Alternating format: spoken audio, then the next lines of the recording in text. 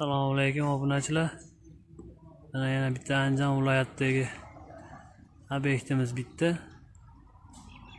Konteyner profilidan. Razmerlari 15 metrga 30 metr joy bo'ldi. Tunikalarni qatirib tushdi hozir. Firmalarimiz orasi bir o'qirg'idan. Rekalarimiz 65 santimetrdan.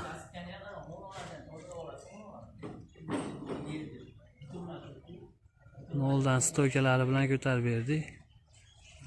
Двойной 4 tali xorlari bilan.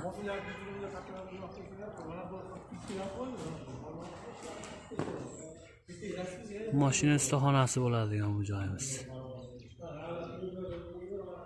Kimda shunaqa xizmatlar bo'lsa, ekrandagi nomerlarga aloqaga chiqaverasizlar.